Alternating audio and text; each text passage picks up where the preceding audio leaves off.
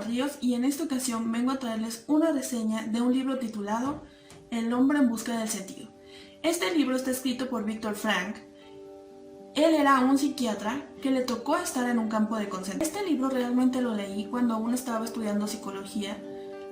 De hecho me mandaron a leerlo para 2 materias y la verdad es impresionante cómo él describe todo lo que vivió en un campo de concentración.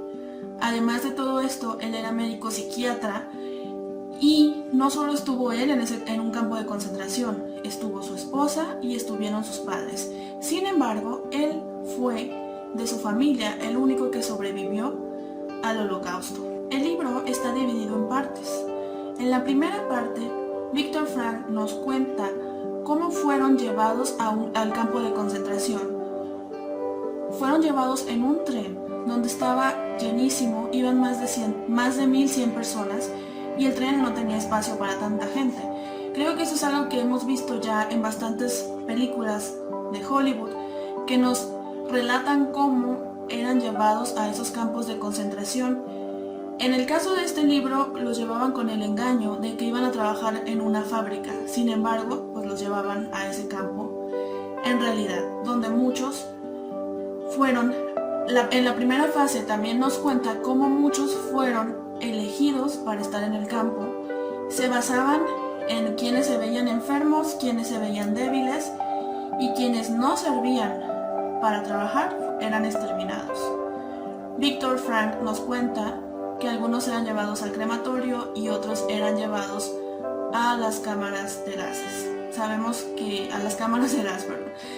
que hay una polémica en cuanto a esto, pero pues no nos vamos a meter en esto, sino en lo que nos cuenta el autor en este libro. También Viktor Frankl nos cuenta cómo muchos de los prisioneros al momento de llegar se sentían que estaban ya prácticamente, que lo mejor que podían hacer era suicidarse, y lo hacían aventándose a la alambrada que era eléctrica. En pocas palabras, se electrocutaban. En la segunda fase del libro, Viktor Frankl nos cuenta cómo era la vida en el campo de concentración, cómo algunos prisioneros se aliaban con los guardias para maltratar incluso a sus compañeros que eran judíos, que estaban en el campo y prisioneros igual que ellos.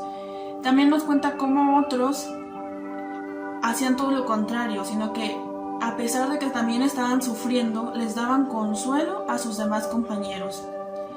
También nos cuenta que había diferentes tipos de guardias, que estaban los guardias que a pesar de que ellos mismos no le hacían nada a las personas que estaban ahí prisioneras, había otros guardias que sí, que eran muy sádicos, que eran muy violentos, y había guardias que incluso pues no les hacían nada, pero tampoco decían nada. En esta fase, Viktor Frankl nos cuenta que muchos de los prisioneros estaban en un proceso de apatía. Cuando llegaban al campo de concentración, después de darse cuenta que estaban siendo prisioneros, ellos quedaban como apáticos. Primero pasaban por un proceso de añoranza, donde añoraban su casa, donde añoraban sus hobbies, donde añoraban todas las cosas que ellos hacían en su anterior trabajo, y al darse cuenta que estaban prisioneros pasaban por un proceso de apatía. Ese proceso lo tenían debido a que los despojaban de todo.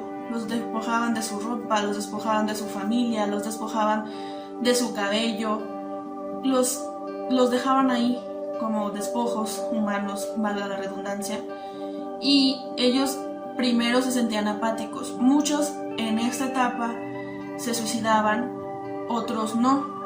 Los que ya no llegaban al suicidio pasaban a la siguiente etapa, que es, en la siguiente etapa, los que habían sobrepasado la apatía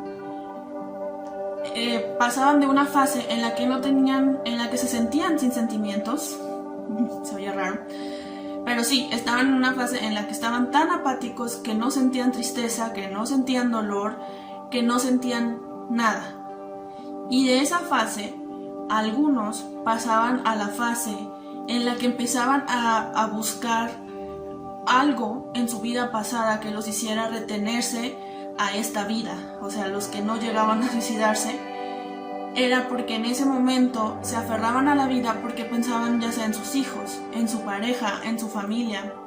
En el caso de Viktor Frankl era su pareja en quien pensaba, incluso en sus padres. Sin embargo, tanto su pareja como sus padres no sobrevivieron al Holocausto.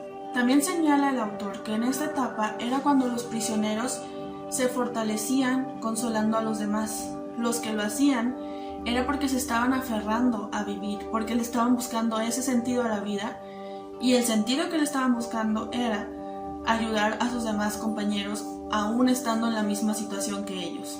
También nos comenta el autor que la mayoría de los prisioneros que se aferraban a vivir lo hacían porque tenían libertad interior, porque habían descubierto que dentro de ellos había una fuerza, una libertad que nadie se las podría quitar, que a pesar de estar prisioneros por fuera, por dentro no lo estaban.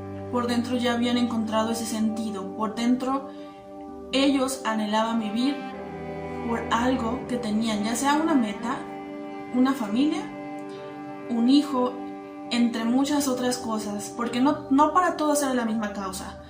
Para algunos podría ser su pareja, para algunos podría ser sus hijos, para algunos podría ser sus padres, para algunos un viaje, pero todos los que se aferraban a vivir era porque habían encontrado un sentido que les iba a dar ya en su liberación. En la tercera fase del libro, Viktor Frankl nos habla de la liberación, de cómo la mayoría de los presos pasaron por una etapa en la que en cierta forma no podían creer que estaban libres y por lo tanto la mayoría no se alegró.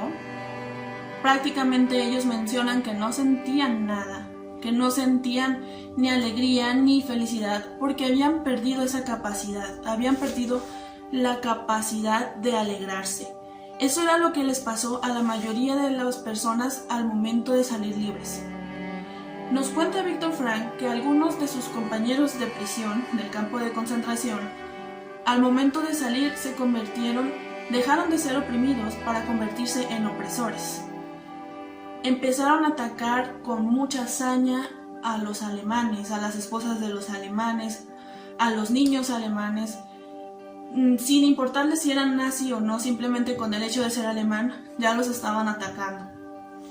Entonces nos cuenta cómo algunos pasaron por ese momento en el que empezaron a hacer lo mismo que les estaban haciendo a ellos. Bueno, hasta esta parte el libro nos cuenta cómo fue la vida en el campo de concentración.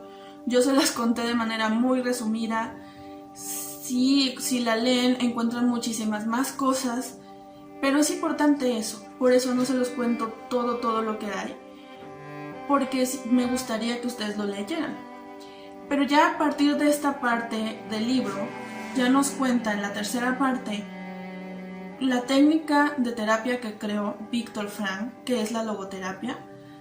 Que Viktor Frankl se dio cuenta que muchas de las cosas que nosotros nos decimos, luego viene de palabra, de estudio, muchas veces es lo que afecta a la hora de sobrevivir. En resumen, porque pues creo que esto ya sería más importante para las personas que son psicólogos o que estudian alguna carrera relacionada con el desarrollo humano.